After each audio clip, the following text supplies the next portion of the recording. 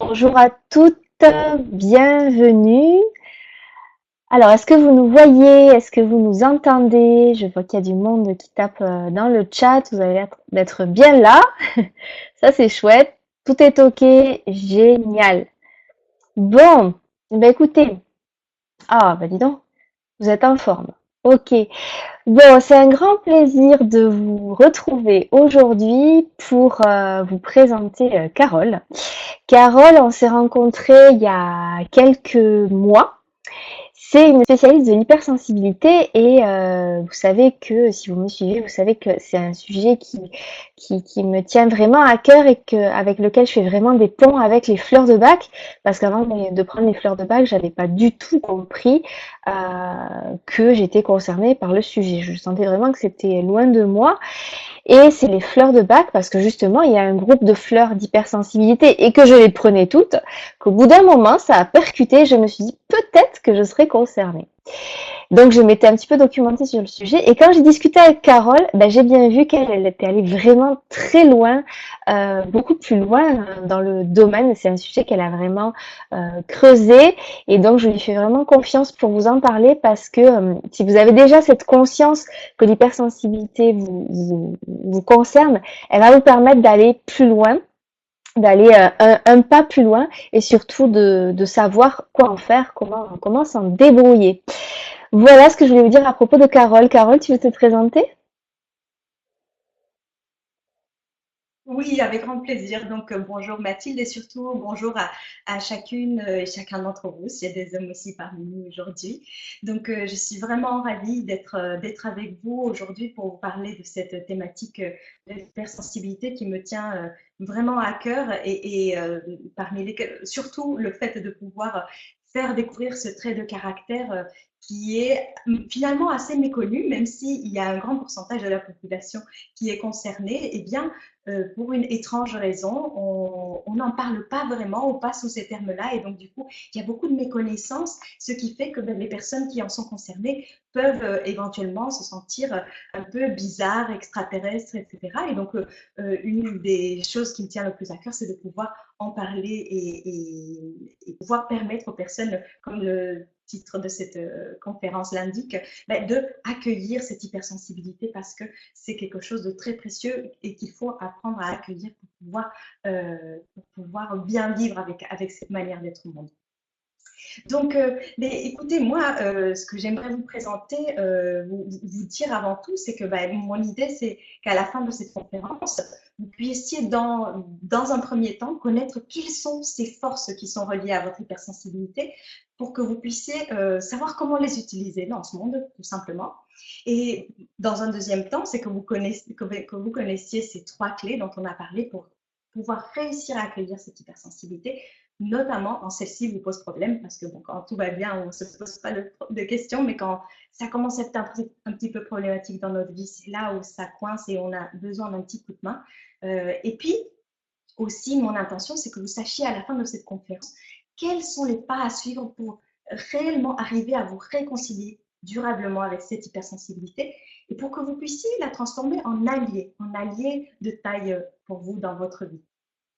Donc, à qui s'adresse cette conférence? En fait, cette conférence, elle est vraiment pour vous, elle est faite pour vous.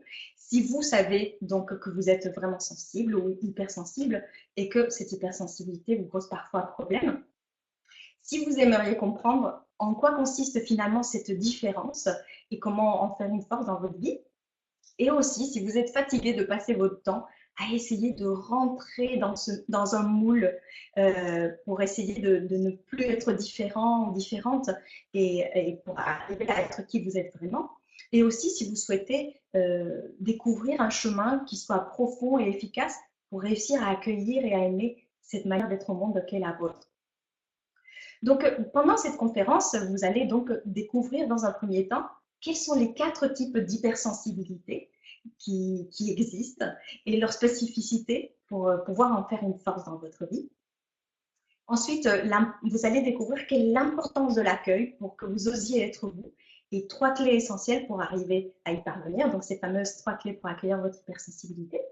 Et puis, vous allez découvrir, je vais vous présenter une offre spéciale qui va vous permettre de parcourir justement ce chemin de retour à vous, pour vous aimer enfin. Et Est-ce que donc, est-ce que je peux je dire un mot, vous Carole? invite, oui, Mathilde. Avant, alors oui, ce que je voulais dire, c'est que donc moi je vais suivre le chat. Carole, elle va vous exposer ce qu'elle a préparé pour vous. Moi, je vais regarder le chat et on va garder un temps de questions-réponses à la fin. Mais si vous avez des questions qui vous viennent au fur et à mesure, moi je vais les noter et je les transmettrai à Carole à la fin. Voilà ce que je voulais dire. Merci, merci beaucoup. Et effectivement, ben, comme Mathilde, je vous invite vraiment à rester jusqu'à la fin, aussi bien pour pouvoir poser toutes vos questions, que je puisse répondre à un maximum d'entre elles en fonction de notre temps imparti. Et puis aussi parce qu'à la fin de la conférence, les personnes qui resteront avec nous, ben, j'aurai le plaisir de vous offrir un cadeau spécial qui vous aidera à comprendre mieux qui vous êtes et à découvrir vos forces et talents hypersensibles. Donc voilà, je vous invite de tout cœur à rester avec nous, aussi bien pour ces questions-réponses que pour recevoir ce cadeau qui a été fait pour vous. Donc voilà. Alors, pourquoi est-ce que je viens, moi, Carole Pirotte, vous parler de tout ceci, de toute cette sensibilité, etc. Eh bien, tout simplement parce que probablement comme vous, je suis également concernée par l'hypersensibilité. C'est un sujet que je connais bien pour le connaître dans ma propre chair.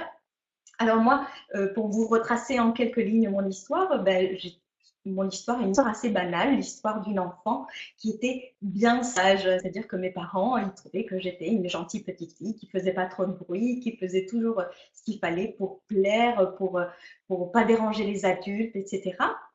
Et donc, j'ai grandi comme ça, en étant la bonne élève, la gentille fille, voilà, la personne modèle, on va dire, en essayant d'être, si possible, bien parfaite, bien sous tout rapport, comme on peut dire.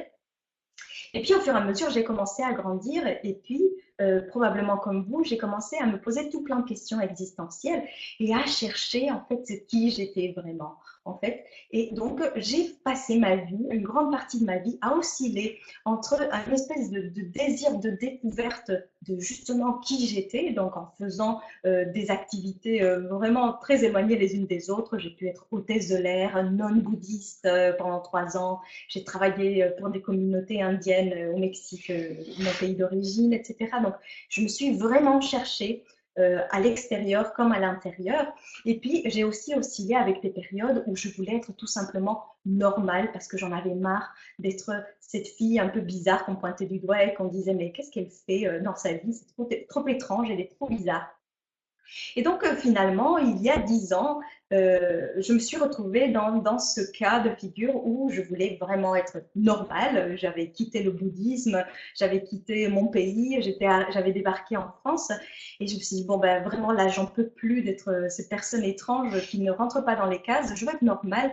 Et puis, effectivement, j'ai tout fait pour devenir normale. J'ai trouvé un conjoint qui avait envie de faire des enfants et qui, voilà, était on ne peut plus normal.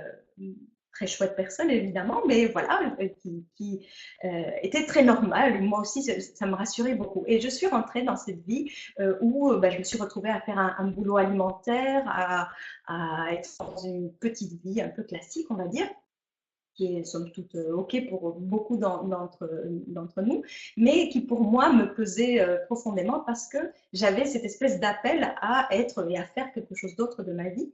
Mais je ne savais pas quoi et je me sentais toujours un peu rattrapée par une espèce de mal-être, par un malaise qui revenait continuellement sous forme de crise existentielle assez intense et assez répété. Et donc, voilà, ensuite, je suis devenue maman. Et alors, je ne sais pas si vous avez des enfants, mais si vous en avez, vous avez peut-être vécu une espèce de révolution intérieure, notamment si vous êtes hypersensible, parce que ça nous confronte avec tout notre passé, qu'on a cherché probablement à bien refouler, bien entasser, à bien se couper de lui pour penser que tout était vraiment joli et merveilleux. Et en fait, nos enfants nous ramènent avec un espèce d'effet bulldozer à tout ce qu'on avait voulu cacher, laisser de côté, etc. Et donc pour moi, le fait de devenir maman, notamment de deux petites filles qui étaient aussi hypersensibles comme je le découvrais par la suite, eh bien ça a été quelque chose qui a vraiment rock'n'rollisé ma vie et qui m'a mis dans des questionnements de vie extrêmement profonds, de couple, etc.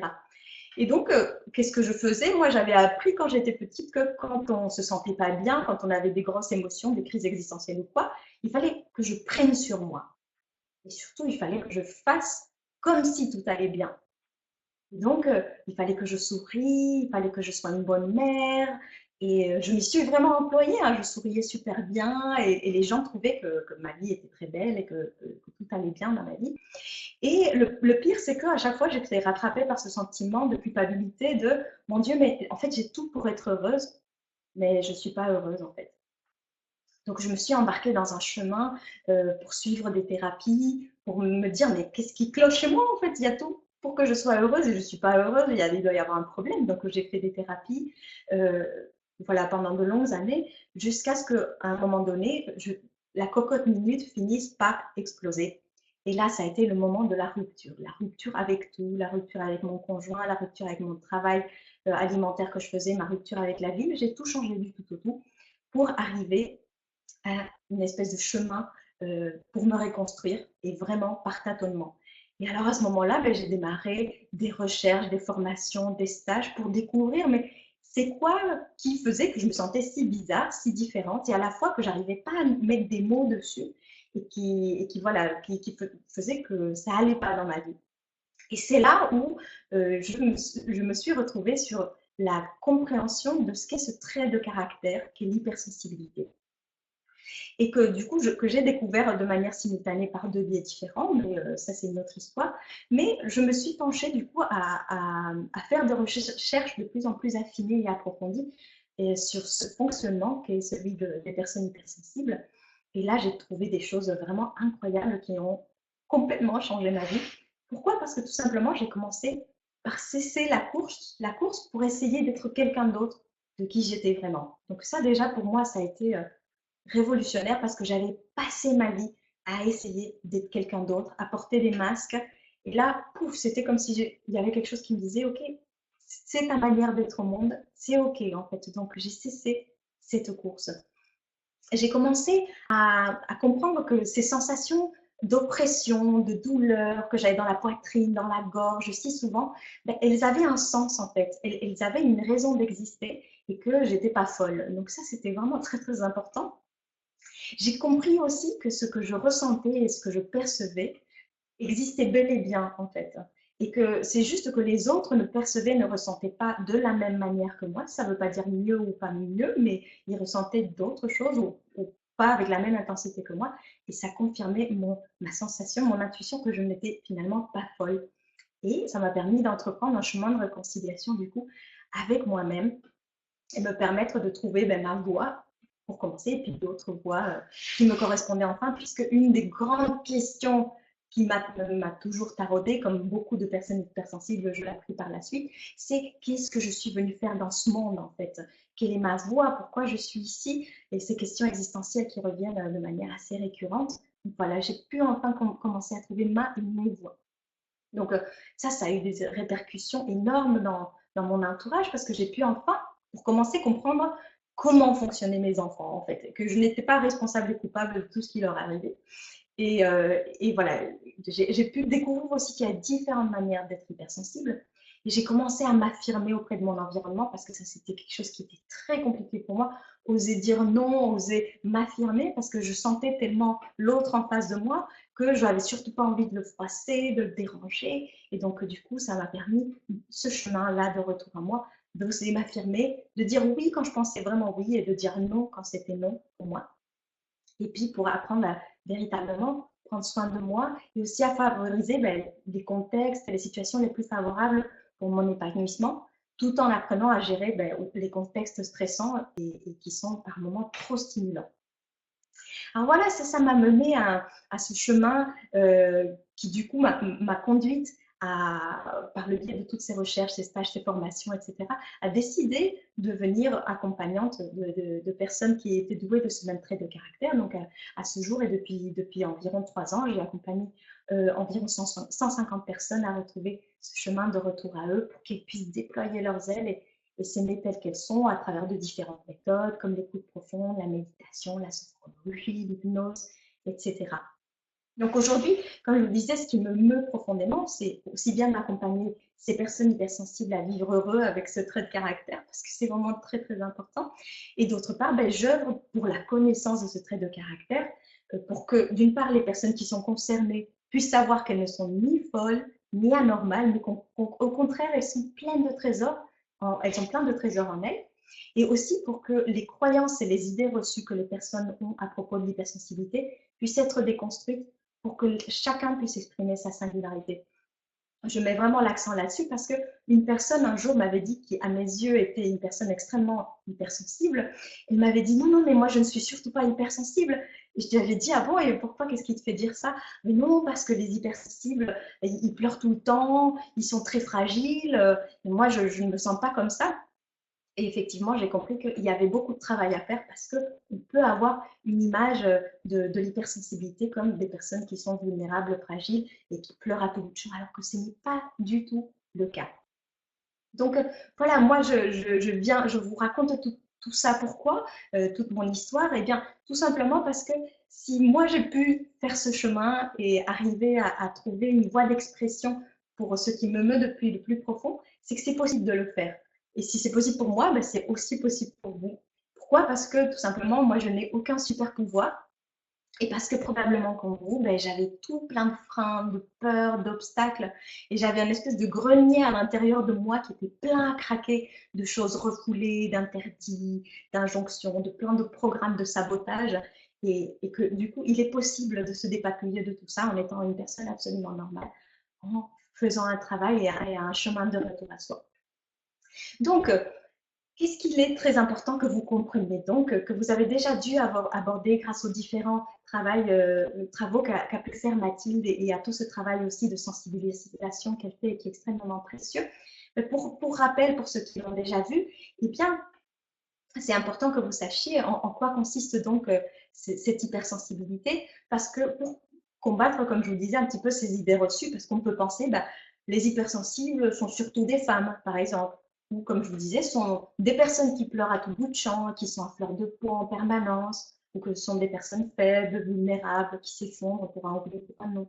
Ou on peut avoir l'impression que les hypersensibles, ce sont des sortes d'extraterrestres, une espèce d'hybride entre le bisounours et des gens un peu fleurs bleues, fragiles, qui vont s'effondrer et qui ont du mal à trouver leur place dans ce monde. Donc non, qu'est-ce que vraiment l'hypersensibilité? En fait, l'hypersensibilité, tout simplement, c'est un trait de caractère. C'est un trait de caractère avec lequel on est.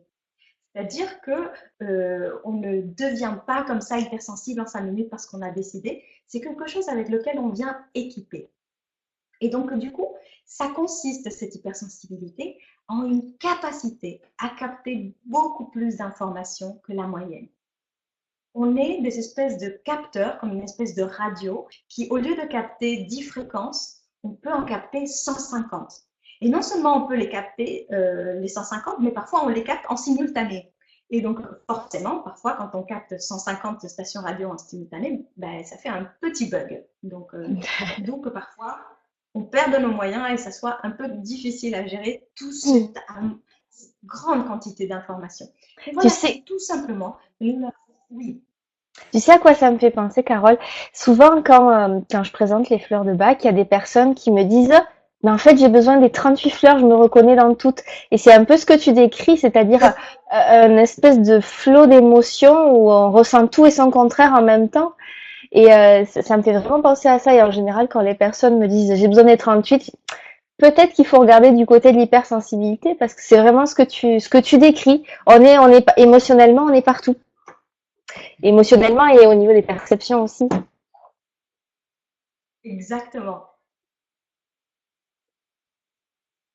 Et oui, tout à fait, parce que c'est l'ensemble en fait. C'est toute l'information qu'on capte, aussi bien de l'extérieur, mais aussi de l'intérieur, parce qu'on a une capacité à se voir soi-même qui est vraiment très intense. Et donc, du coup, tout ça, ça fait effectivement, je comprends qu'on ait envie de prendre les 38 et plus s'y affiner parce que ça fait trop soudain. Mm. Et donc, du coup, cette hypersensibilité, il est vraiment très important de comprendre qu'elle concerne entre 15 et 20% de la population. Pourquoi c'est important ce chiffre qui a été trouvé par différents chercheurs, notamment aux États-Unis par le docteur Ellen Aron qui fait des recherches approfondies sur le sujet, qui est une des pionnières à avoir posé ce mot-là. Eh bien, parce que s'il y a entre 15 et 20% de la population qui sont concernés, ça veut dire que ce n'est pas une anormalité. Donc, ce n'est pas une tare d'être hypersensible. La nature n'a pas pu faire entre 15 et 20% de sa population d'hypersensibles si c'était une erreur. Donc, on n'est pas des erreurs de la nature. On a bien et bien une raison d'exister et d'être. Et sachez que, que ce 15 et 20% ne concerne pas que les êtres humains, il concerne également beaucoup d'animaux, notamment les mammifères, Ils ont aussi entre 15 et 20% de leur population qui est hypersensible parce que ça a une utilité dans ce monde d'être hypersensible. Pourquoi est-ce que c'est utile d'être hypersensible? Eh bien, parce qu'imaginez des personnes qui ont cette capacité à capter ces informations dans l'environnement, dans ce qui se passe, etc. Eh bien, ce sont des ressources précieuses pour les personnes qui ont moins cette capacité de capter et qui vont du coup pouvoir prévenir les autres de ces changements, de ce qui est en train de se passer, pour pouvoir prendre des mesures et s'ajuster et s'adapter en prenant en considération ces informations. Donc, on est des sujets, des êtres précieux pour l'ensemble de la communauté, pour l'ensemble de l'humanité, parce qu'on a cette capacité à capter toutes ces informations. Alors, le problème, où est-ce qu'il est par rapport à l'hypersensibilité? Parce qu'on pourrait se dire, bah oui, mais si on capte tout plein de choses, c'est super, etc. Mais le problème qu'il y a, et ce pourquoi on peut se sentir mal alors qu'on est une personne hypersensible, c'est que nous croyons à tort que l'hypersensibilité est une espèce de maladie, ou une espèce de tare dont il faut se défaire. Pourquoi? Parce que notre éducation, probablement nos parents, la culture, l'école, on véhicule une image de comment, la manière dont il faut être dans ce monde qui est un petit peu parfois opposée à la manière dont les hypersensibles peuvent être. C'est-à-dire qu'une personne hypersensible peut avoir tendance à prendre un temps de réflexion avant de décider. Elle peut également être un petit peu plus anxieuse si elle sent qu'il y a des choses qui bougent, qui changent, etc. Alors que dans notre société, notamment actuellement, bah, il faut être cool, il faut être zen, il faut être tout en bien dans ses baskets, il faut savoir agir vite, il faut réagir, etc.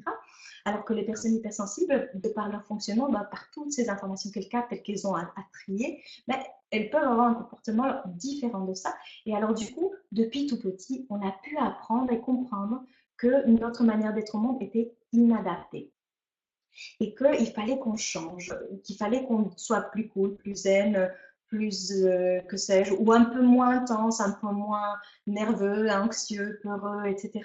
Et donc, depuis petit, on a intégré ce type que, ah, il faut que je change, il faut que je devienne normal, il faut que je me fonde dans la masse et que je prenne sur moi pour le faire. Et donc, qu'est-ce qui se passe? Ben, c'est qu'à l'intérieur de nous se crée une sorte d'endroit, une sorte d'espace, comme je vous disais, un espèce de grenier intérieur ou une cave où on a tendance à refouler tout ce qu'on vit, qu'on a du mal à gérer.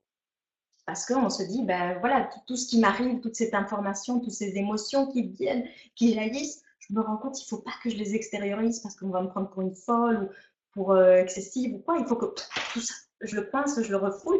Et du coup, ça fait que tout ceci, c'est de l'énergie. Et de l'énergie, comme vous aurez appris à l'école, elle ne se détruit pas, elle se transforme. Et parfois, si elle n'a pas moyen de sortir, ben, elle va venir rester en circuit fermé. Ça va faire un peu un marais à l'intérieur de nous qui peut être extrêmement inconfortable et douloureux.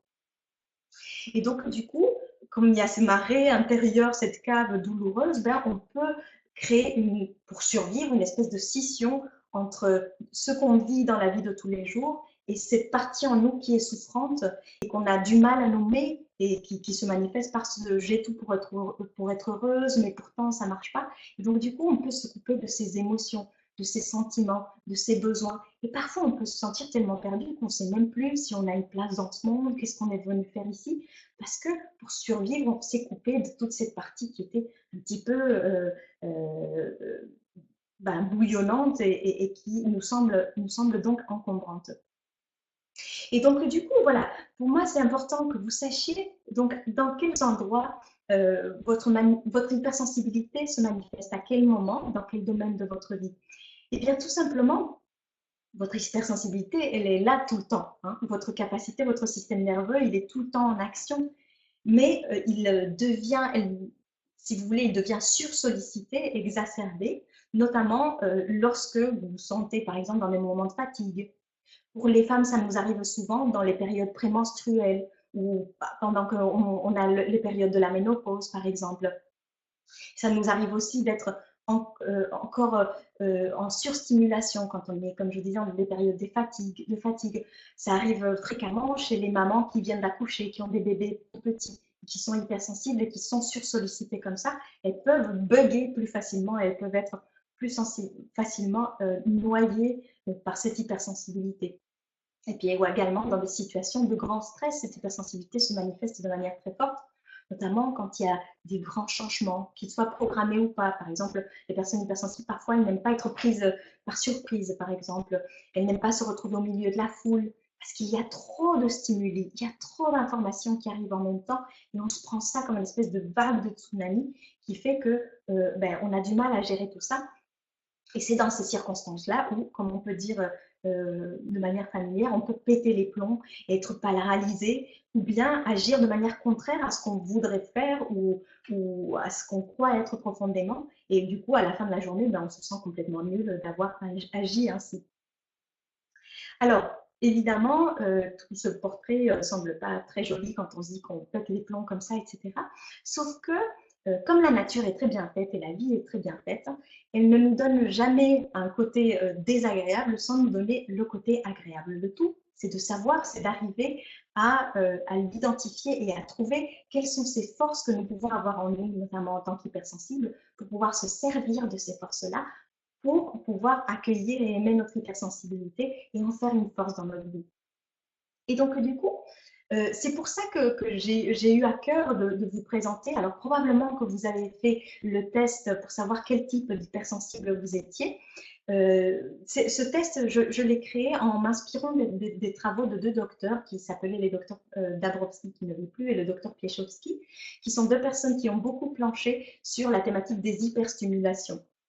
Et eux, ils ont identifié ces types de personnalités et ces quatre types de personnalités que j'ai adapté moi aux personnes hypersensibles en fait. Et donc, Carole, pourquoi il est un... je peux te dire quelque chose? Je t'en Je prie. pense il y a beaucoup parmi les participants, il y en a beaucoup qui ont fait le test. Et vu que tu vas nous parler de ces quatre types d'hypersensibilité, moi j'invite les participants, s'ils souhaitent nous partager les résultats du test pour qu'on ait un petit peu une idée, voilà, dans le chat, quel est leur type d'hypersensibilité. Moi je dirais aussi la mienne. Mais vas-y, continue. C'était juste pour que les personnes se sentent libres de le partager dans le chat s'ils en avaient envie. Oui, oui, merci, merci de y inviter parce que c'est vraiment très, très, très intéressant de savoir ce qu'il en est pour vous. En sachant que j'ai été, pour avoir suivi un petit peu les statistiques, les pourcentages des résultats des personnes qui ont participé, il y a environ 50% des personnes qui se sont retrouvées dans le profil aux antennes déployées, donc les personnes hypersensibles qui ont leurs petites antennes bien déployées et qui ont une grande capacité d'empathie. Et puis après, en deuxième place, venaient les personnes à la curiosité insatiable, donc qui ont un intellect vraiment très développé et très riche. Puis après, venaient en pourcentage ceux qui ont les sens décuplés, donc tous leurs sens aux aguets. Et puis ensuite, ceux qui sont un petit peu à fond les ballons, qui ont plein d'énergie, etc. Donc c'est intéressant, effectivement, je vois qu'il y en a plein aux antennes déployées, donc ça correspond bien effectivement avec ce qui apparaissait dans les statistiques. Donc effectivement, j'ai mis ces noms-là qui m'ont paru un petit peu plus gays que ceux qu'utilisaient ces docteurs. Donc le pôle, on va dire, antenne déployée, eux, ils l'identifient comme une hypersensibilité émotionnelle. Le pôle à la curiosité insatiable, ça serait plus intellectuel. Ceux qui ont les sens décuplés, c'est une dimension plutôt sensorielle. Et ceux qui sont à fond les ballons, c'est plutôt une dimension psychomotrice. Donc, je vais faire un point rapide sur les différents aspects. Si jamais vous n'avez pas pu faire le test ou si vous l'avez fait mais que vous ne savez pas quels sont les autres, les résultats, on va dire, tests pour que vous puissiez vous y retrouver et surtout parce que même si vous avez eu un résultat, donc aux antennes déployées ou curiosité insatiable, etc., vous avez aussi très probablement les autres aspects qui sont à l'intérieur de vous. C'est juste que vous avez un aspect qui est plus prépondérant que d'autres et peut-être que si vous aviez fait ce test le lendemain ou le surlendemain et vous auriez eu un autre résultat parce que parfois on a toutes ces parties-là qui cohabitent en nous. Et donc, du coup, on va commencer par l'hypersensible qui a la curiosité insatiable. Donc, les traits caractéristiques de ces personnes sont que vous avez une grande soif de connaissance et de comprendre. Pour vous, comprendre, c'est quelque chose d'extrêmement essentiel et important depuis votre plus jeune âge. Et donc, ça fait que vous avez une curiosité insatiable et que vous avez pu entendre vos parents vous dire, mais arrête donc de me poser tous ces pourquoi, toutes ces questions, c'est bon, lâche-moi. Parce que vous vouliez savoir, mais pourquoi, mais comment ça marche et comment ça fonctionne. Et vous faisiez plein de liens dans votre tête et on vous a probablement dit que vous aviez beaucoup d'esprit, un humour très très particulier et vous avez une manière de réfléchir qui s'appelle, on l'a tous en arborescence, mais de manière encore plus importante, c'est-à-dire imaginez un arbre avec plein de branches et vous sautez, vous baladez de branche en branche et vous faites des liens entre ces différentes branches et donc vous avez une pensée extrêmement créative. Et parfois, on a pu vous retorquer que vous étiez, par exemple, en cours, si ça ne vous intéressait pas la matière qui était en train d'être dite, ou si vous avez un interlocuteur qui ne vous passionne pas plus que ça, on peut vous dire que vous êtes rêveur ou tête en l'air, par exemple, que vous avez la tête ailleurs, on vous dit « Oh, mais voilà, nous !»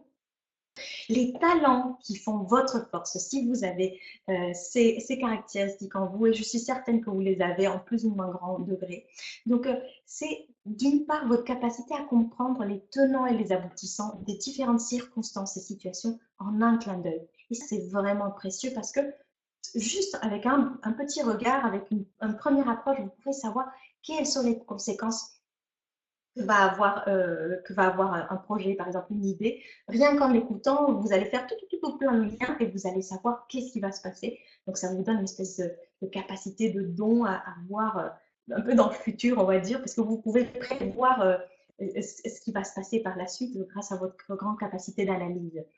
Donc vous arrivez aussi à faire des liens là où d'autres n'en font pas. Donc ce qui fait de vous une personne qui a une grande capacité à innover, à créer, à comprendre, à discerner, à analyser et aussi à prendre des décisions sous-pesées parce que vous avez, même sans vous en rendre compte, parce que parfois vous avez cette sensation de savoir les choses, même sans avoir d'idée de par où est passé votre raisonnement, vous n'avez pas un raisonnement linéaire, donc soudain vous avez parfois juste la réponse comme une évidence. Et donc tout ça est extrêmement précieux et ça fait une force extraordinaire en vous. Et il est très important que vous ayez tout ça en tête parce que si vous voyez tout ce que je suis en train de vous décrire comme une force et un atout, quand vous aurez des difficultés parce que vous êtes surpassé dans votre activité ou que vous avez trop de stimuli et que vous sentez que votre hypersensibilité vous pèse, basez-vous sur votre grande capacité intellectuelle pour pouvoir voir à quel point c'est merveilleux quand même d'avoir cette capacité-là pour pouvoir aussi la mettre en fonctionnement et au service, en sachant que vous avez besoin d'être stimulé pour être au plus haut de votre forme. Parce que si vous laissez votre cerveau un peu trop au repos et que vous ne donnez pas des projets stimulants, des choses qui vous passionnent, etc., vous allez probablement déprimer. Donc, vous avez besoin de trouver le juste milieu entre la stimulation qui va être suffisamment intéressante et importante pour vous donner envie de mettre ce grand cerveau magnifique que vous avez en marche, mais sans trop exagérer pour ne pas aller jusqu'au burn-out parce qu'on peut avoir tendance à se donner tellement à fond et être tellement passionné qu'on peut aussi parfois s'oublier en chemin. Donc, c'est très important que vous gardiez ça en tête, les hypersensibles à la curiosité insatiable, je vais y arriver. Ensuite, vient les hypersensibles aux antennes déployées, qui effectivement sont ceux qui apparaissent le plus dans les résultats des tests. Donc, quels sont les grands traits caractéristiques de ce groupe ou de ce type d'hypersensibilité? Eh bien, c'est tout simplement ressentir dans les nuances les plus fines, aussi bien les autres que les environnements dans lesquels vous êtes, et aussi bien votre monde intérieur. Et donc, les talents qui font votre force, c'est d'une part que vous avez une grande capacité d'être en empathie avec les autres. et ce qui vous permet de ressentir quels sont leurs besoins, quels sont leurs, là où ça va pas, quels sont leurs sentiments, leurs émotions. Et parfois, vous pouvez les aider à se comprendre mieux que eux, ils se comprennent eux-mêmes. Vous êtes doué aussi d'une grande capacité par cette empathie, à être dans la compassion et dans l'amour qui vous permet de prendre soin des autres. Vous avez aussi, grâce à ces antennes bien déployées, une capacité à sentir le vent tourner. C'est-à-dire que vous allez, par des inflexions, des choses que les gens vont peut-être pas remarquer, vous allez voir qu'il va se passer quelque chose. Alors, vous ne saurez pas, peut-être pas l'expliquer, vous ne serez peut-être pas conscient de par où est-ce qu'est passé le raisonnement, mais vous allez sentir qu'il y a une situation qui va peut-être mal tourner, un conflit qui va s'approcher, et vous allez pouvoir donner des informations précieuses, aussi bien pour vous que pour votre environnement, pour prendre soin de la situation, prendre soin des autres. Donc, vous avez aussi un grand désir de paix qui fait de vous un excellent médiateur et un grand pacificateur parce que tout simplement, vous ne supportez pas les conflits. C'est vraiment extrêmement difficile de vivre les conflits parce que c'est quelque chose qui vous submerge quand vous sentez les colères, les tiraillés des uns et des autres. C'est tellement dur pour vous d'être au milieu de ça que vous allez tout faire pour faire de la médiation, pour pacifier tout ça. Et ça fait de vous un excellent médiateur. Vous avez aussi une grande subtilité et une grande capacité à aller en profondeur. Vous n'aimez pas rester dans la superficie, en surface, vous aimez aller bien en profondeur. Et puis donc, vous avez une grande capacité à être à l'écoute et de permettre aux autres de se sentir vus et compris. Donc, vous apportez vous amenez énormément de bien-être, de paix, de bonheur dans ce monde par ces talents et par ces antennes très, très, très déployées. Ensuite vient les hypersensibles qui ont les sens décuplés. Alors souvent, les personnes hypersensibles peuvent être, par exemple, avoir les antennes déployées, mais aussi avoir les sens décuplés. Souvent, ça vient de pair. Mais voilà, pour les uns et pour les autres, ça se manifeste de manière différente. Donc vous, votre caractéristique, c'est que vous percevez les moindres changements et nuances grâce à vos sens qui sont aux aguets. Donc, par exemple, vous pouvez sentir quand une nourriture commence à tourner et prévenir les autres. Vous pouvez écouter un son qui est de loin, ou par exemple une conversation que les autres ne pourraient pas suivre. Vous êtes capable de la suivre parce que vous avez une ouïe très très fine, une ouïe très fine. Ou parfois, on vous a peut-être dit enfant que vous étiez comme un fin limier, vous pouviez sentir de loin que quelqu'un avait changé de parfum ou qu'il ne s'était pas douché, etc. Donc, évidemment, ça a des côtés très positifs, mais ça peut être aussi un petit peu incombant quand ces sens se sont un petit peu envahis. Si vous avez une étiquette qui vous gratte, qui vous gêne, ou vous n'aimez pas avoir du sable sur vous, des sensations un petit peu désagréables, parce que vos sens se sont donc aux aguets et ils sont surstimulés de manière assez fréquente. Donc, les talents qui font votre grande force, c'est que vous entendez, voyez, ressentez ce que d'autres ne peuvent pas encore ou ne peuvent tout simplement pas voir et percevoir.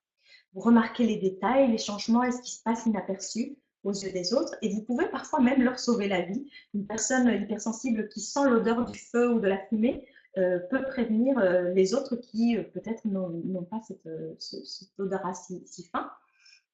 Et puis, ces sens décuplés vous permettent de vivre et ressentir la vie avec beaucoup plus d'intensité et vous émerveiller face aux choses toutes simples de la vie. Pour finir, l'hypersensible à fond les ballons, vous êtes des personnes qui ont une grande énergie et cette énergie vous met en mouvement et vous permet d'accomplir plein de choses.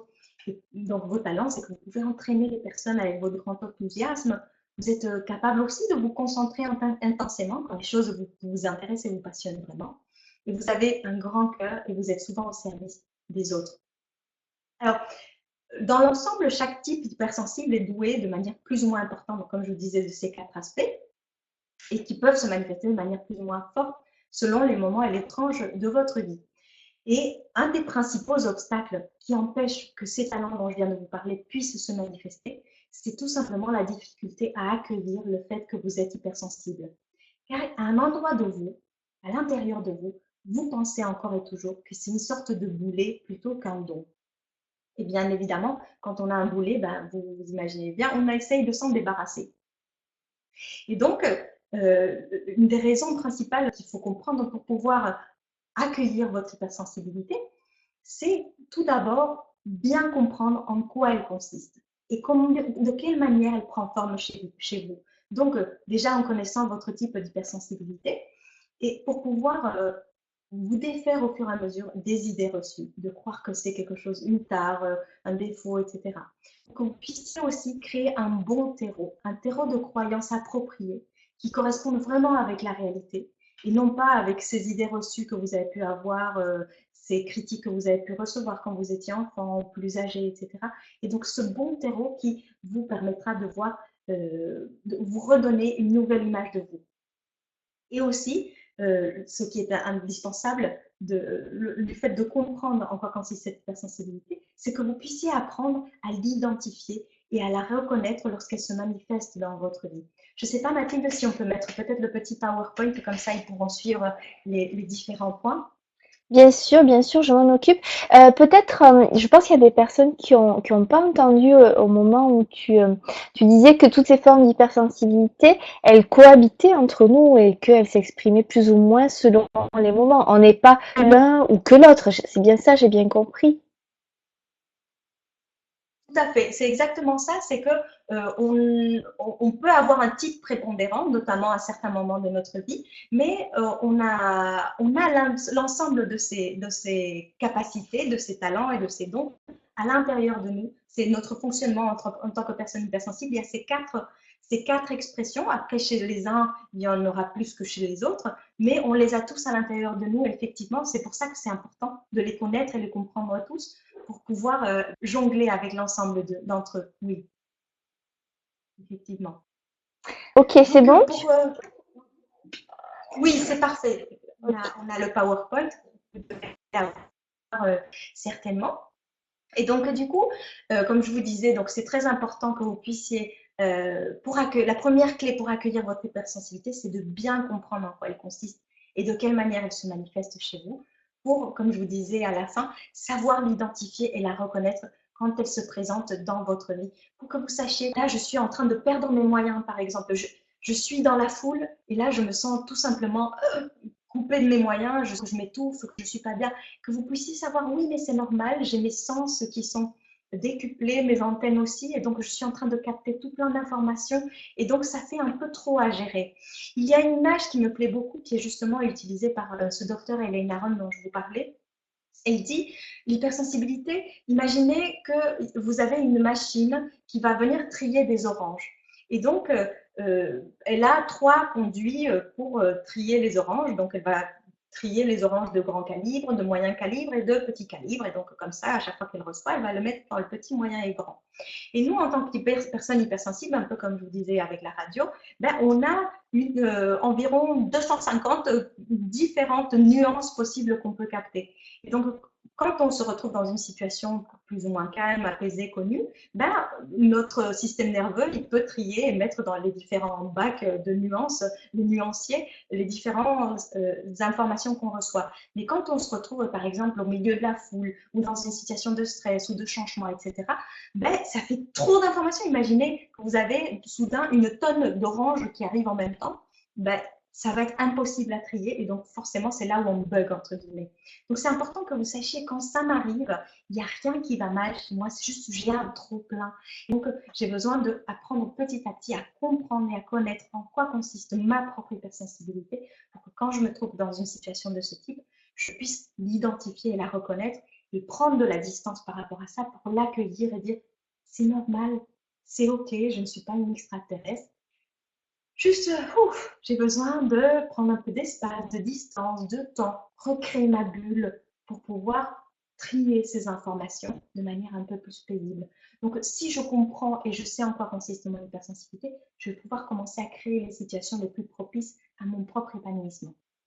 Et du coup, éventuellement, à éviter les situations les plus stressantes et quand je ne peux pas éviter ces situations stressantes, à savoir les gérer de manière de plus en plus importante.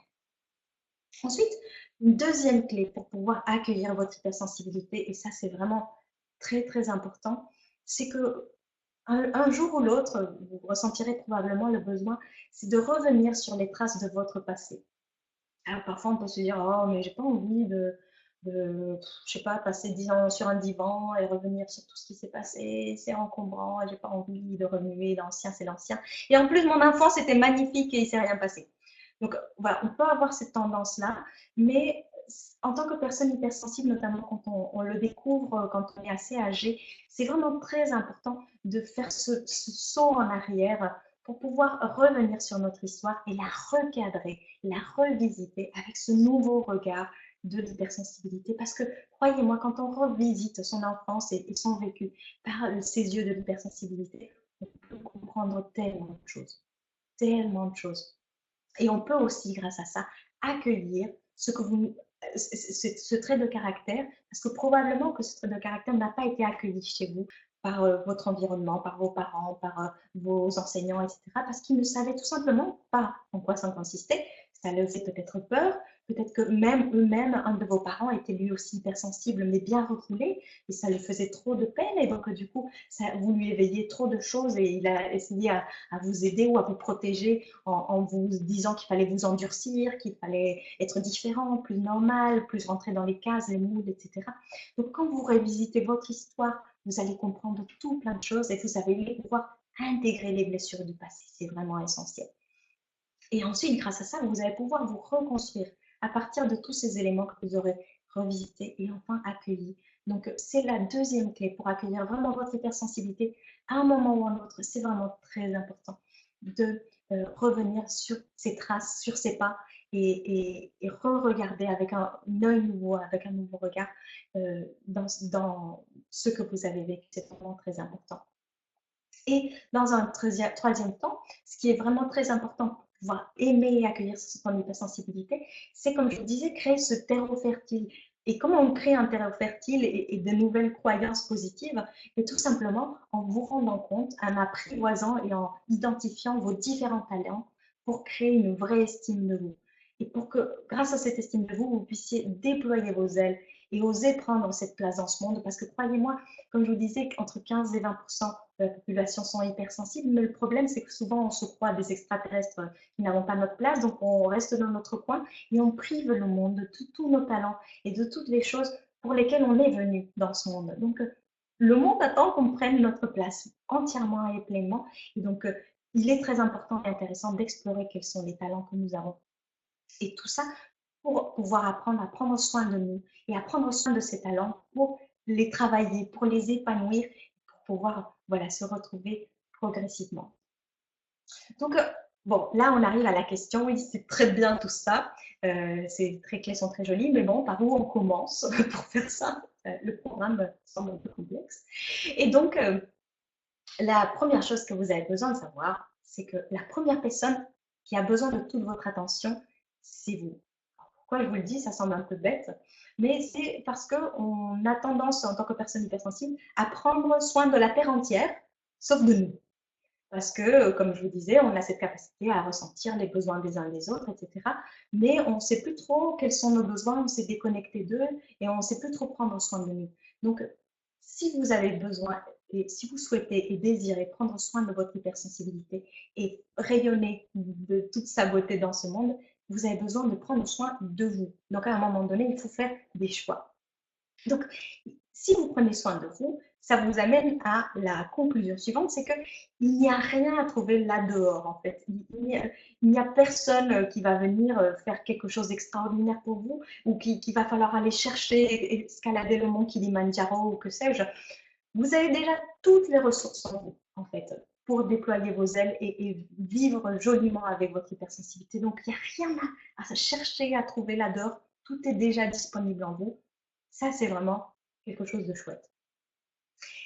Ensuite, pour avoir une vraie confiance en vous, comme je vous disais, il est indispensable d'entreprendre un voyage à l'intérieur de vous-même. Vous n'allez pas pouvoir en faire l'économie. Comme je vous disais, vous avez une espèce de cave à l'intérieur de vous où se trouvent toutes ces choses refoulées. Et à l'intérieur de cette cave, au milieu des sacs en plastique tout vieux et des peurs, etc., et de tout ce que vous avez refoulé et des émotions non écoutées, ben à l'intérieur de tout ça se trouve le trésor le plus grand qui est qui vous êtes vraiment, en fait. Et donc, du coup, pour pouvoir accéder à ce trésor qui est à l'intérieur, vous avez à faire un travail, un voyage à l'intérieur de vous-même on aimerait parfois en faire l'économie, mais cet itinéraire, il est indispensable pour aller retrouver justement ce qui est déjà là à l'intérieur de vous. Donc, ça ne se passe pas en 5 minutes, il y a besoin de faire un chemin de retour à soi. Et ensuite, l'autre chose qu'il est indispensable de savoir, c'est que vous avez tout simplement besoin de reprendre pleinement votre pouvoir d'acteur principal ou actrice principale dans votre vie.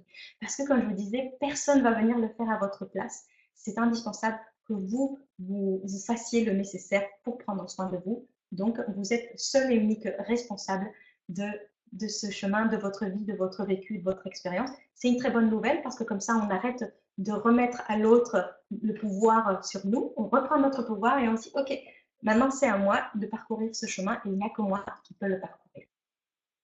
Alors, qu'est-ce qui se passerait dans votre vie si vous faisiez ce fameux voyage, ce fameux retour à vous? Bien, tout simplement, vous allez mettre en lumière ces talents cachés que vous avez en faisant de votre différence, parce que c'est effectivement une différence par rapport à ces 85 à 80% de personnes qui ne fonctionnent pas comme vous, de faire de cette différence un vrai atout. Vous allez aussi apprendre à faire face de manière constructive aux différentes épreuves et aux moments stressants de votre vie. Parce que parfois, on aimerait bien les éviter, mais la solution n'est pas de s'isoler dans une île déserte peuplée que d'hypersensibles ou soit tout seul, encore mieux. Là, il faut rester dans ce monde. Donc, on a à faire face à des épreuves et à des moments stressants, mais il est intéressant de savoir faire face de manière constructive. Donc, en faisant ce travail de retour à vous, vous allez pouvoir le faire. Vous allez être en mesure aussi de favoriser les situations qui sont les plus propices à votre bien-être. Donc, comme je vous disais, l'équilibre tenu est très important entre stimulation suffisante pour vous donner envie d'y aller et ne pas trop dépasser pour ne pas aller dans le burn-out. Donc, voilà, c'est arriver à être en capacité de favoriser ce seuil, cette bande-là qui est très intéressante et importante dans laquelle il faut qu'on séjourne pour être bien. Et puis, tout simplement, l'idée, c'est arriver à un apaisement profond et durable en faisant ce travail. Donc, en plus, ben, voilà, vous arriverez en faisant ce travail, ben, l'idée, c'est que vous puissiez atteindre vos rêves et objectifs et que vous puissiez aussi aborder votre manière d'être au monde, non plus comme un boulet, mais comme la grande richesse que c'est et que vous puissiez la déployer jour après jour. Donc, pour ça, c'est important de comprendre comment vous fonctionnez, pour que vous preniez bien votre place dans ce monde, en prenant soin de vous et de vos besoins, tout en respectant votre rythme, parce que ça, c'est une notion essentielle et clé dans l'hypersensibilité, c'est respecter son propre rythme, être à l'écoute de son rythme. Parfois, il y a des personnes hypersensibles qui me disent, mais on me dit que je suis trop lente, mon rythme est trop lent. Mais non, c'est pas lent votre rythme, c'est votre rythme. Et d'autres, ceux qui sont à fond les ballons, me disent, mais on me dit qu'on a du mal à me suivre, etc. Mais c'est votre rythme, c'est OK aussi. Donc, c'est important que vous puissiez être à l'écoute et dans le respect de ce rythme. Et puis finalement, bah, le but de faire ce travail, c'est que vous ayez une relation plus apaisée avec vous-même et avec votre entourage, parce que parfois, on peut déjà avoir du mal avec soi. Et puis, comme je vous disais, ce qui m'arrivait avec mes enfants, où ça me confrontait énormément, etc., eh bien, on a du mal. Et c'est important, quand on fait ce travail de retour à soi, mais qu'on a des répercussions très importantes dans notre vie et aussi avec notre environnement. Donc, c'est pour pouvoir justement créer un chemin balisé, un chemin qui soit sécurisant et en même temps profond et efficace, que j'ai décidé de créer un programme en ligne. Un programme en ligne qui, dont son nom l'indique, l'objectif est d'apprendre à s'aimer enfin en faisant ce voyage de retour à soi. Alors, c'est un programme en ligne que je me suis dit que j'avais très envie de mettre en place parce que, avec les différentes personnes que j'ai pu accompagner en direct, avec les différentes techniques dont je vous parlais, il y a des méditations guidées, des visualisations, des techniques d'hypnose, etc. Mais on arrivait à des résultats vraiment incroyables et j'avais vraiment envie de pouvoir étendre ça au plus grand nombre. Et c'est pour ça que j'ai voulu créer cette formation en ligne, qui est un programme qui se déroule du coup sur 4 semaines à raison d'un module tous les 7 jours et qui du coup est accessible à tout moment en ligne et sans aucune limite d'accès dans le temps ou dans le lieu. Et peu importe où vous soyez, vous avez juste besoin d'une connexion à Internet et vous aurez accès à ce programme si toutefois vous décidez de le suivre. Et donc l'idée de ce programme, c'est que c'est conçu pour être un véritable processus en fait. Et de ce fait, vous allez pouvoir le refaire autant de fois que souhaiter. Pourquoi j'insiste sur ce fait que c'est un vrai processus? Parce qu'on peut se dire, bah, il dure 4 semaines. Oui, il dure 4 semaines parce que il y a un rythme à suivre de manière conseillée sur 4 semaines.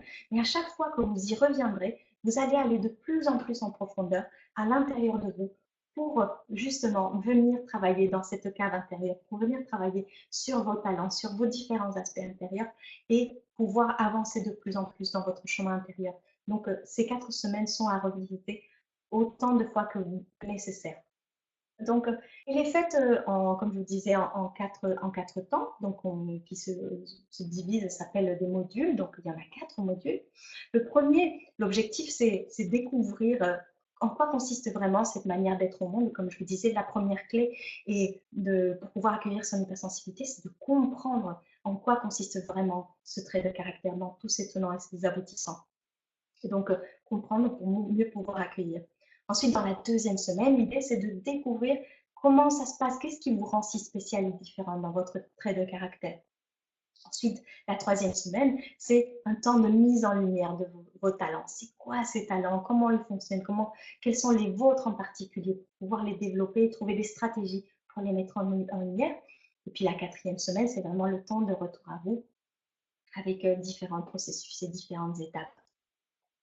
Donc voilà, il est conçu de manière un peu polyvalente, on va dire, parce que l'idée, c'est de pouvoir vous apporter différents supports pour pouvoir suivre cette formation. Donc, il y a aussi bien des vidéos que des supports audio. Ces supports audio, il y a marqué MP3, ce sont des méditations guidées que vous pouvez télécharger ou écouter en direct sur la plateforme et qui vont vous accompagner petit à petit à revenir à l'intérieur de vous pour faire ce travail dont je vous parlais et qui va vous permettre de vous accueillir pleinement.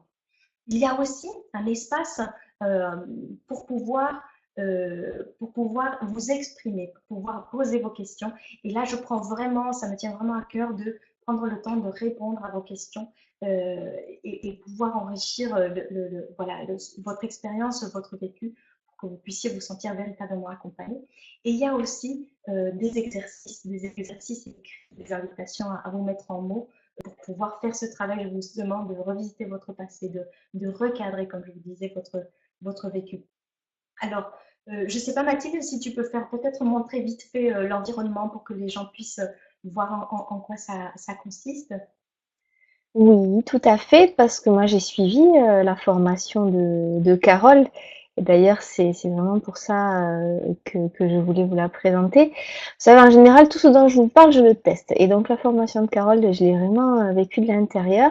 Et j'ai adoré. Alors, attendez, je vais essayer de partager. Voilà.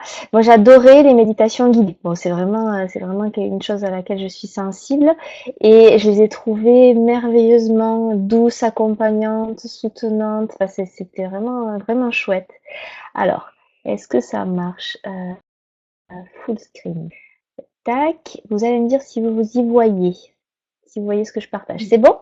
Là, ouais? oui, Normalement, c'est bon. oui. Donc ça, c'est... bah, je te laisse commenter, Carole. Tu me dis ce que tu veux que je monte. Ça, c'est mon espace membre à moi. Mais je vous l'ouvre bien Oui, volontiers. voilà. Oui, donc du coup, on se trouve les différents modules et donc sur la gauche, vous allez à l'intérieur les différentes choses qui se trouvent, le contenu qui se trouve à l'intérieur. Et comme je vous disais, en dessous, ben, il y a l'espace commentaire où les personnes peuvent écrire leurs questions. Et puis moi, voilà, ben, je réponds. Comme vous voyez, elle prend vraiment le temps de répondre de façon personnalisée. Il y a vraiment une interaction, ouais, je trouve vraiment très, très fine et très poussée. Merci, merci beaucoup. Donc, comme vous voyez sur la gauche, donc à chaque fois, il y a un petit module pour vous expliquer, pour vous aider à vous mettre en situation. C'est une méditation guidée. Ensuite, il y a une vidéo de contenu.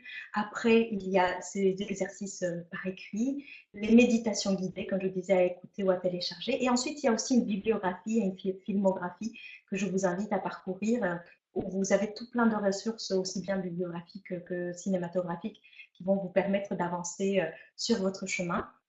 Donc voilà, c'est une plateforme qui est extrêmement simple, extrêmement facile à suivre Il n'y a aucun C'est la secret. même que celle que j'utilise, pardon, hein, pour ceux qui ont déjà suivi les formations Méditant Fleur, c'est leur Nibox, donc c'est la même interface qui est vraiment très bien conçue pour l'enseignement à distance. Exact, c'est ça. Voilà, mais merci beaucoup. C'est parfait, je pense. Voilà, C'est bon? Je peux on arrêter a un le petit peu partage? d'idées. Oui, oui, merci beaucoup, c'est super. Voilà, Merci Mathilde. ok, avec plaisir. Voilà. Et donc du coup, il y a donc, Voilà. là, voilà, magnifique, merci. Alors, on va Attends, revenir. je te remets si tu Alors veux où oui, tu en alors en étais. plus de ça, Ah, attends, hop, ah on est là, merci. c'est ça? Oui, donc c'était celle-là. Voilà.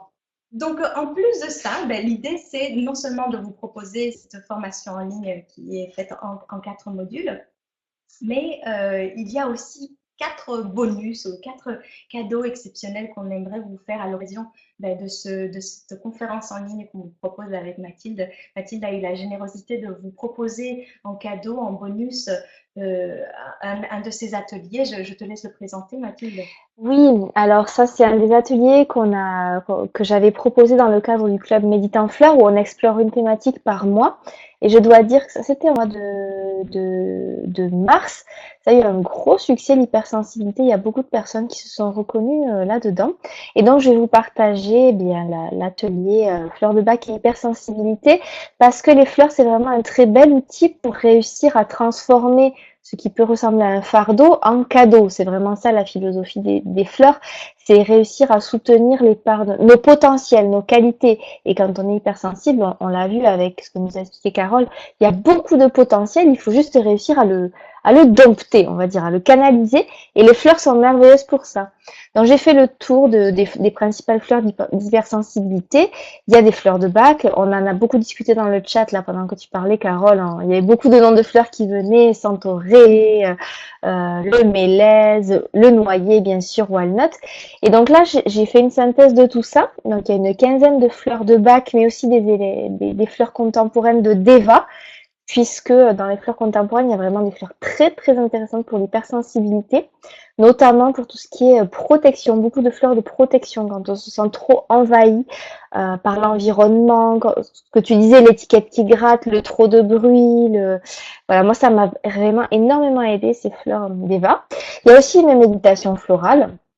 Et puis, je vous fais un topo sur l'hypersensibilité telle que moi je l'ai vécu, donc avec un angle complémentaire de celui de Carole. Voilà, donc je pense que ça peut être bien complémentaire. Ceux qui étaient déjà dans le club Méditant Fleurs, puisque je sais qu'il y en a là parmi vous, j'ai un autre cadeau sous le coude pour vous, ne vous inquiétez pas si vous l'avez déjà. Mhm. Bon, merci beaucoup, merci. Et voilà, grande occasion de pouvoir suivre cet atelier que Mathilde vous offre gracieusement bah, aux personnes qui décideront de suivre cette formation. Je mets enfin le retour à soi. Donc, en deuxième bonus, il y a Aurélien Essertel, qui est coach et formateur et conférencier et qui a aussi écrit un livre qui s'appelle Oser l'audace, qui a créé un bonus spécialement pour les personnes qui suivent cette formation et qui a pour objectif de montrer aux personnes comment utiliser le pouvoir de la célébration pour réussir votre envol, pour réussir votre déploiement dans ce monde. Donc, c'est un, un module très très riche qui a aussi contient une méditation guidée très très jolie et très inspirante qui pourra beaucoup vous soutenir et vous aider dans votre processus. Ensuite, en troisième bonus, c'est Nathalie Hanard, qui est une bonne amie et qui est psychologue et spécialisée dans l'enseignement de la pratique de la pleine conscience, qui a créé aussi un module spécialement pour vous qui s'appelle la méditation de pleine conscience pour vivre ses émotions, où elle explique vraiment de manière très claire et détaillée qu'est-ce que c'est que cette méditation de pleine conscience, comment elle fonctionne, comment elle s'articule. Elle fait aussi un exercice pratique pour pouvoir expérimenter cette méditation de pleine conscience. Et pour finir, nous avons Camille Faucon, que vous connaissez probablement, qui est auteur du blog Les Super Parents et avec Olivier, son compagnon, Camille Olivier. Donc Camille Faucon, elle a créé ce module magnifique, spécialement adressé aux femmes, qui s'appelle Renouer avec son énergie sexuelle, un retour au corps puissant et plein de sens. Donc ce bonus est en train d'être construit, mais il vous sera distribué prochainement, notamment aux personnes, voilà, aux personnes qui s'inscriront à la formation. C'est vraiment, j'ai vraiment apprécié qu'elle fasse ce module parce que c'est plutôt osé. Peu de personnes osent en parler comme ça de manière aussi ouverte, de cette énergie sexuelle qu'on a tendance aussi à réprimer, à se couper d'elle, voilà, à la poser à un deuxième plan, alors que c'est une ressource créative et créatrice et de vie, tout simplement, qui est indispensable et incroyablement puissante. Donc, Camille a beaucoup travaillé sur ce sujet et elle va venir vous le présenter dans ce bonus. Donc, voilà, tout ce programme, je mets mon fin avec les différents bonus dont je vous parlais. Ben, aujourd'hui, j'ai envie de vous le présenter au tarif exceptionnel de 157 euros. Et donc, cette offre, elle durera, pardon, euh, je vais y arriver, une semaine. Donc voilà. Alors, j'avais envie de vous faire un petit cadeau aux 5 premières personnes qui s'inscriront à cette formation. J'avais envie de vous proposer 30 minutes d'accompagnement pour faire le point sur votre situation et pour vous accompagner sur votre chemin. Donc, les 5 premières personnes qui seront inscrites à cette formation en ligne, Mathilde vient d'afficher le lien dans la partie chat, ben, ils auront accès à ces 30 minutes d'accompagnement avec moi, comme je disais, pour faire le point sur votre situation et vous accompagner sur votre chemin. Donc voilà, vous aurez accès à cette formation. Je mets enfin le retour à soi en cliquant sur ce lien. Et voilà, pour bénéficier de cette offre, ben, voilà, vous avez une semaine encore pour y accéder. Voilà, voilà, voilà ce que je peux vous en dire. Je ne sais pas, Mathilde, si toi tu veux rajouter quelque chose. Écoute, non, si ce n'est voilà qu'on a mis le lien vers la page de commande, mais maintenant je pense on va pouvoir on va pouvoir répondre aux questions. Qu'est-ce que tu en dis? Oui, grande joie. Alors du coup, je vais afficher le chat en grand et voilà, si vous avez des questions à nous poser, on est là. Alors, moi déjà j'avais noté des questions au fur et à mesure de ton exposé. Quelqu'un nous demandait s'il y avait un lien entre l'hypersensibilité et le système hormonal. Ah oui, alors attends, juste avant ça, avant que on nous demande aussi le tableau sur les 4 types d'hypersensibilité. Donc, le Oui, cadeau que tu voulais leur offrir, peut-être, je te laisse en parler. oui, bien sûr. Alors, effectivement, c'est pour que vous puissiez avoir la trace de ces 4 types d'hypersensibilité, ben, j'ai créé un joli graphique que vous allez pouvoir retrouver en cliquant sur la page, le lien que vous a mis Mathilde. Tout en bas de page, vous allez retrouver le lien pour le télécharger. Vous allez accéder justement à tout. Aussi bien, vous pouvez aussi bien le regarder directement sur votre écran que le télécharger en faisant, j'imagine, clic droit ou quelque chose comme ça sur votre écran ou votre ordinateur. Donc, comme ça, vous allez pouvoir découvrir quels sont ces 4 types d'hypersensibilité et avoir ça sous le coude pour rappel avec tous les traits de personnalité et les talents et quelques conseils aussi. Voilà, donc ça, vous l'avez en cliquant tout simplement sur le lien qu'on vous a donné. Alors, je te dis, Voilà. oui, dans les questions, est-ce qu'on peut faire un lien entre l'hypersensibilité et le système hormonal? Ah oui, j'adore cette question. Je ne sais pas qui c'est qui l'a fait, mais merci, elle est topissime. Oui, je dirais oui. Pourquoi? Tout simplement parce que quand on est hypersensible, on est sensible à tous les changements qu'on peut avoir, qu'on peut percevoir aussi bien, comme je vous disais, de l'extérieur que de l'intérieur. Et lorsqu'on est sujet à des changements hormonaux, comme je vous disais, notamment par exemple pendant la période de l'adolescence, quand on va avoir ses lunes, quand on va avoir ses règles, ou quand on a la ménopause, etc. Après, il y a plein d'autres hormones, mais je ne suis pas du tout spécialiste de la question, peut-être un jour. Mais en tout cas, par rapport à ces grandes périodes-là, je parle en particulier notamment pour les femmes, eh bien, on est encore plus sujette aux différentes manifestations que peuvent avoir les gens en général par rapport à la même période. Par exemple, une personne qui est hypersensible et qui va avoir ses règles ou ses lunes, eh bien, elle peut être 10 fois plus irritable ou anxieuse pas forcément fragile, j'aime pas du tout ce mot, mais voilà, beaucoup plus sensible que d'autres. Donc, oui, les flux hormonaux exacerbent encore plus notre hypersensibilité. C'est pour ça que c'est vraiment très important et très intéressant de connaître le fonctionnement de son corps pour aussi savoir comment se doser son action dans le monde, etc. Parce on peut être extrêmement sujette à ces fluctuations hormonales qui vont avoir de grands changements sur notre humeur, sur notre manière de ressentir le monde, etc. Voilà. Ok, J'espère avoir alors, répondu à la question. oui, alors, qu'est-ce qu'on a encore? Mon hypersensibilité a fait de moi une personne solitaire. Une protection, point Oui. d'interrogation. C'est Willy qui me dit ça. Oui, alors merci beaucoup. Donc oui, c'est quelque chose qui arrive fréquemment. Les personnes hypersensibles, à force de, euh, de vivre des expériences trop intenses ou parfois très douloureuses dans leur vie, dans leurs relations, en particulier dans leur contact avec les autres, ben, elles peuvent avoir pour tendance de se replier sur elles-mêmes pour essayer de se protéger, pour essayer de se préserver. Donc, dans un premier temps, il peut être extrêmement utile et nécessaire de prendre ce recul et ce temps pour soi, pour pouvoir se reconstruire, si jamais, par exemple, on a vécu une rupture amoureuse, ou, etc.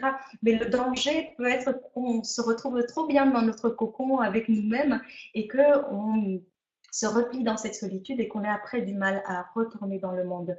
Mais oui, effectivement, si vous voulez, cette tendance à revenir, à rester dans la solitude, ben, oui, ça nous empêche d'être submergés par les autres, mais ça nous coupe aussi de la joie et de la beauté d'être en lien avec les autres. Donc, c'est toujours quelque chose à pondérer entre notre besoin d'être voilà, protégé et notre besoin aussi d'être en lien avec les autres, parce que c'est dans le lien avec les autres qu'on se construit aussi.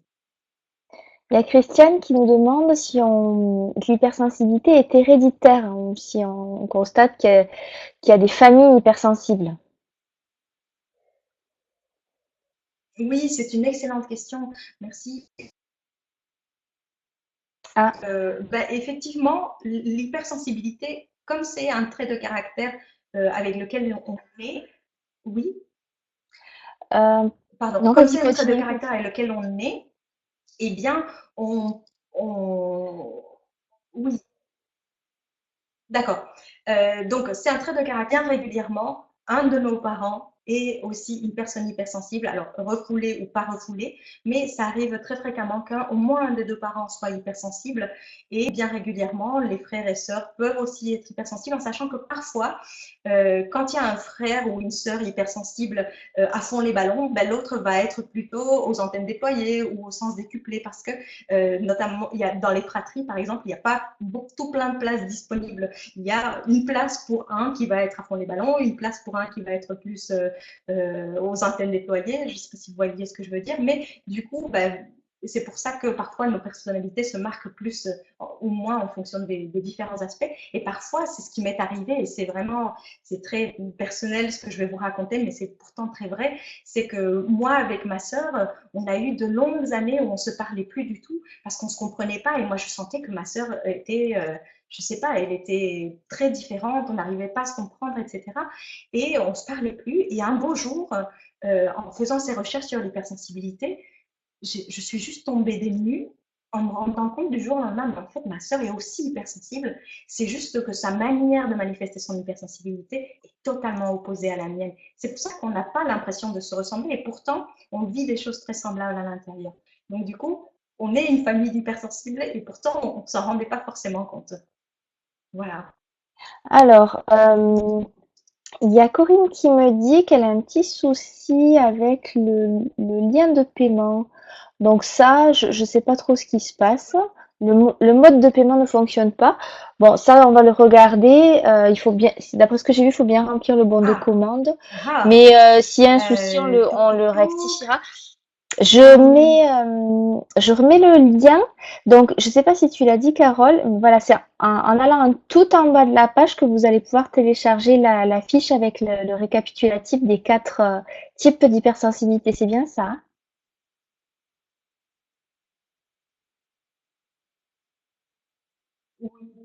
Oui, c'est bien ça, c'est bien ça. D'accord. Et pour le lien de paiement, parfois on a l'impression que ça marche pas parce qu'il faut rentrer ses coordonnées et juste en dessous, il faut cliquer sur le mode de paiement qu'on choisit. Ça peut être Stripe ou PayPal ou chèque ou virement. Et donc il faut cliquer vraiment sur l'option que vous choisissez pour que ça s'active et que vous puissiez valider le type de paiement. Donc c'est peut-être ça qui arrive à Corinne si elle veut, si vous voulez D'accord. réessayer. Voilà, normalement, Alors, ça devrait marcher. bon, alors j'ai plein de questions. Mais Là, si jamais là, ça marchait pas, vous pouvez m'envoyer un message. Je oui, peux on va peut-être de toute écrire façon, on va le l'email. tester et on va rafistoler s'il y a quelque chose qui marche pas, Oui, mais ça va le faire. Alors, donc, j'ai beaucoup de questions sur la ménopause. Et où on me demande quelles fleurs on peut prendre sur la ménopause. bien sûr. Alors bon, ça c'est le sujet, je me sens pas extrêmement bien placée pour en parler parce que c'est pas quelque chose que j'ai encore traversé. Par contre, je pense que Walnut peut vraiment aider parce que c'est vraiment une grande phase de transition, d'adaptation avec des changements sur tous les plans souvent familial, émotionnel, physiologique, physique. On change de place. Bon voilà, c'est vraiment quelque chose de un changement profond. Donc, je pense en premier lieu à Walnut, au noyer. Et à mon avis, il y a d'autres fleurs qui sont intéressantes parmi les fleurs contemporaines. Là, de tête, je saurais pas vous dire, mais en tout cas, je note que c'est un sujet qui vous intéresse et peut-être qu'on refera quelque chose vraiment de spécifique sur ce sujet-là parce que j'ai des appels au secours dans tous les sens. Et donc, je comprends que c'est vraiment intense. Ce que je peux juste vous dire, c'est que je sais que les fleurs marchent très bien pour la ménopause parce qu'il y a beaucoup d'études cliniques sur le sujet, fleurs de bac et ménopause, avec des très bons résultats. Donc ça, on en parlera une autre fois, Françoise qui nous dit qu'elle est inscrite. Super. Ah ben, ça marche alors du coup. Apparemment, ça marche. Puisque Françoise a réussi à s'inscrire. Adeline qui demande Ah comment ben, payer en bienvenue, plus. Françoise. Voilà. Adeline qui demande comment payer en plusieurs fois. Des questions pratiques. Bah, De avoir l'option. Non, Carole? ah ah, oui, oui, alors je vais mettre en place, si vous avez alors une difficulté de paiement en une fois, je vais mettre en place du coup un paiement en deux fois. Si après vous avez vraiment de difficultés à ce moment-là, vous me contactez par mail et on verra si on a moyen de mettre en place un paiement un petit peu plus étalé. Si vraiment c'est très compliqué pour vous, vous m'envoyez un petit message et moi je ferai en sorte que vous puissiez là régler en deux fois la formation également. Voilà. Bon, apparemment, il y a Fabienne aussi qui a réussi à s'inscrire. Donc bon, ça va, ça a l'air de bien marcher. Ok, tac Ben, tac, je regarde. Mhm. Alors, mhm. Laurence qui me dit problème de format avec les quatre tableaux d'hypersensibilité. C'est pas A4 pour un type et c'est trop grand. Bon, s'il y a des problèmes de format, on va regarder tout ça. Mhm. d'accord. Anne, plus le temps passe, plus je suis hypersensible. L'hypersensibilité me fatigue, ça c'est beaucoup revenu aussi. Alors moi j'ai une fleur pour ça juste. Ça peut être l'olivier, qui est une grande fleur pour réussir à se reconnecter, à se régénérer, justement quand on est dans un état d'épuisement consécutif à une hypersensibilité trop aiguë. Voilà, mais peut-être tu as d'autres pistes toi pour la fatigue et l'hypersensibilité, Carole.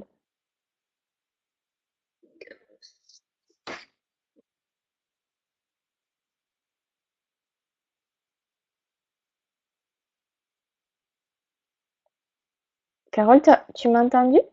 Hmm. Oui, c'est que ça a coupé, Mathilde. J'ai pas entendu ce que Ah, tu as dit d'accord, à la fin, pardon. ça a coupé.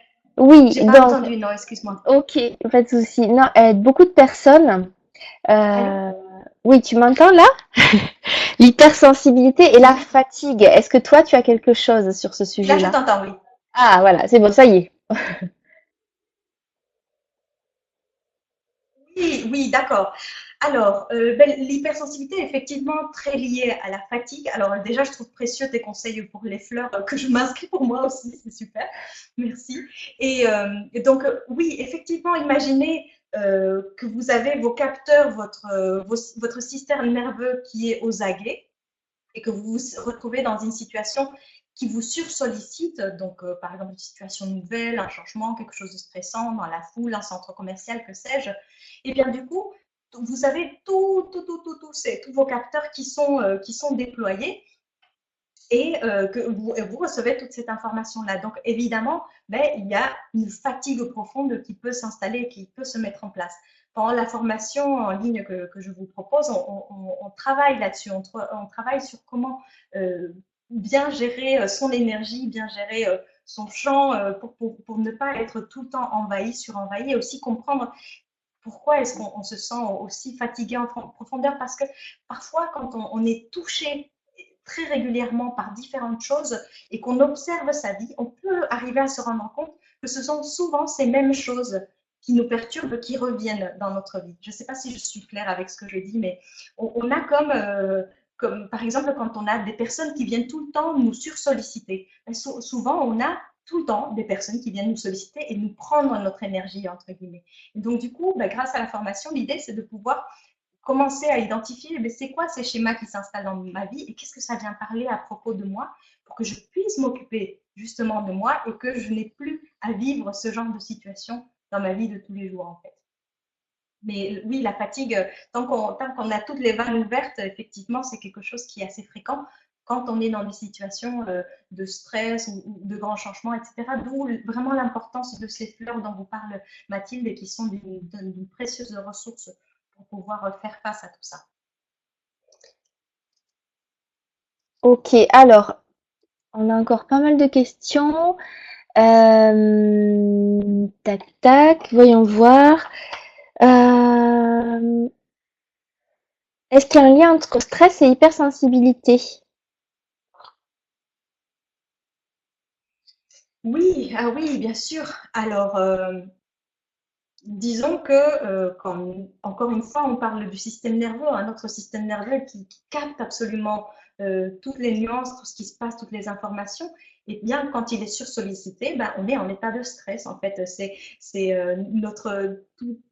notre cerveau reptilien, notre cerveau très très ancien qui se met en marche et qui nous met très rapidement, de manière beaucoup plus rapide que pour la moyenne, en mode survie, alors que il n'y a peut-être pas lieu d'être. C'est pour ça qu'on peut nous trouver stressés ou angoissés pour un rien.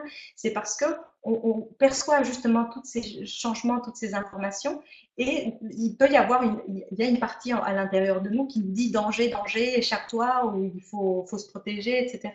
Et tout ça nous met dans un état de stress. Donc oui, effectivement, il y a un lien direct entre le stress et l'hypersensibilité, notamment quand on, surtout ce qui rajoute le stress, ce qui fait que le stress vraiment s'exacerbe, c'est deux choses. C'est de se plonger constamment dans des situations qui sont productrices de stress et donc ne pas prendre soin de nos besoins et de notre rythme. Et d'autre part, c'est la résistance justement à cette hypersensibilité qui fait que, oh mon Dieu, non, je suis en train de stresser. Et là, vous stressez parce que vous stressez. Et ça fait que ça fait un cocktail détonnant et c'est encore pire. Donc souvent, on stresse ou on a peur d'avoir peur ou on stresse de stresser. Et ça augmente, ça décuple ce fameux stress dont on parlait. Voilà. Écoute, j'ai l'impression qu'on a fait le tour des questions. Est-ce que parmi les participants, vous avez encore des questions à nous poser?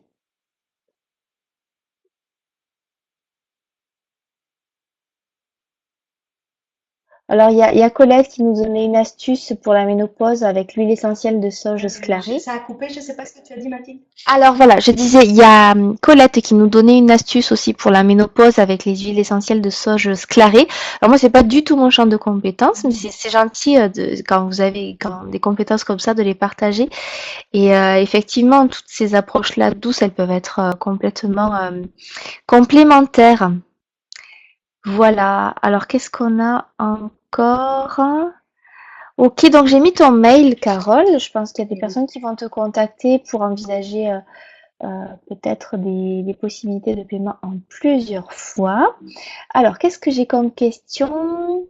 Alors, Françoise nous dit, il est aussi important de revoir son mode alimentaire. Et Françoise, elle sait de quoi elle parle parce qu'elle est spécialiste de l'alimentation. C'est vrai que c'est un tout en fait, hein. Il faut prendre soin de soi Oui, euh, sur différents plans. J'espère que vous m'entendez encore à peu près. On sent que c'est bon.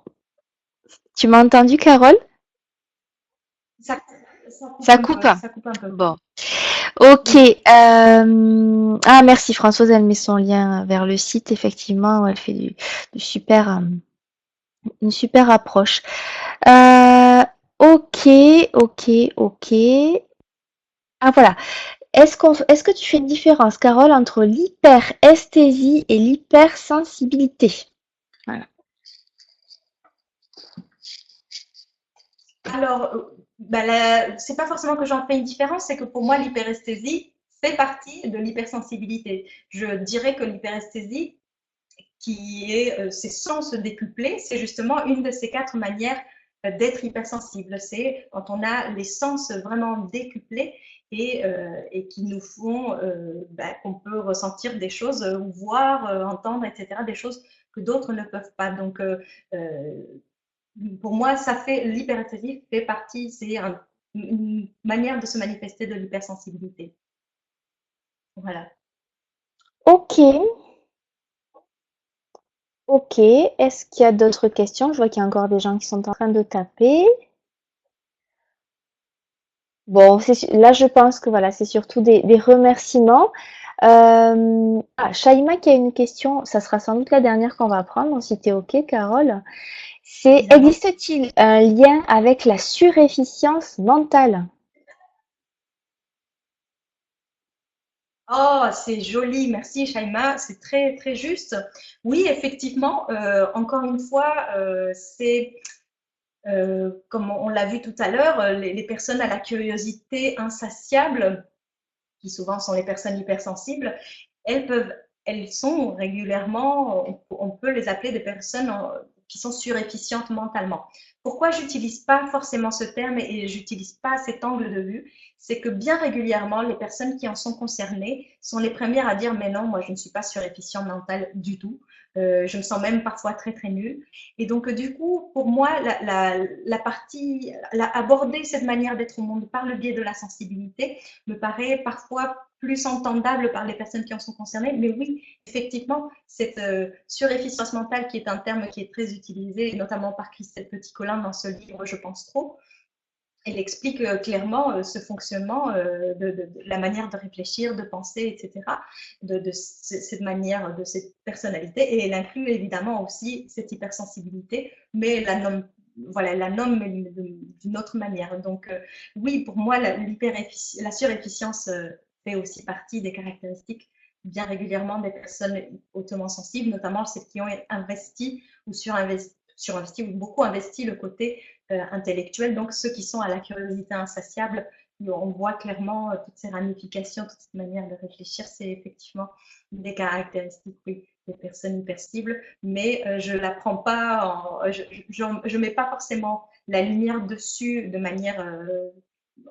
très en avant, parce que souvent, on peut avoir une estime de nous qui n'est pas vraiment très importante et on peut tout de suite rejeter l'idée et se dire mais non, ça ne me concerne pas. Donc, parce qu'on se sent, on a aussi tout plein d'idées reçues par rapport à qu'est-ce que c'est euh, la surefficience mentale ou pour certains, ils appellent ça la précocité, la douance, être des zèbres, peu importe. Donc, on ne se sent pas concerné, oh là là là. Donc, voilà, je préfère pas trop aborder le sujet par ce biais-là, mais oui, effectivement, très régulièrement, les personnes hypersensibles ont aussi cette manière, cette surefficience mentale dont vous parlez, Shane. Voilà. Ok, donc bah, écoutez, je vous propose qu'on clôture pour aujourd'hui. Si vous avez d'autres questions, je pense que vous pouvez contacter Carole en répondant au mail que vous avez reçu pour accéder à la conférence.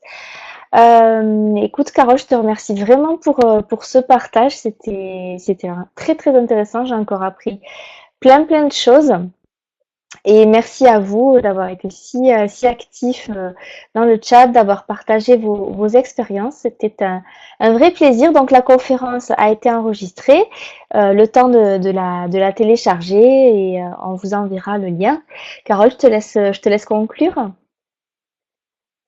Oui, ben merci beaucoup Mathilde de m'avoir donné cette possibilité d'aller parler à vous, toutes ces belles personnes qui la suivaient. Et je vous comprends parce que moi aussi, je suis Mathilde, je suis super fan de ce qu'elle fait.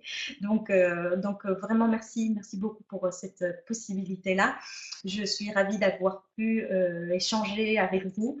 Et puis, ben, j'espère de tout cœur pouvoir vous retrouver de l'autre côté pour vous accompagner dans ce chemin de retour à vous. Parce que bon, si vous ne faites pas ça maintenant, alors ça sera quand? Voilà, donc j'ai hâte de vous y retrouver, je l'espère de tout cœur. Et puis, voilà, je vous souhaite plein de belles choses et encore merci Mathilde. Merci Carole et bonne continuation à tous et je vous dis à bientôt pour de nouveaux rendez-vous.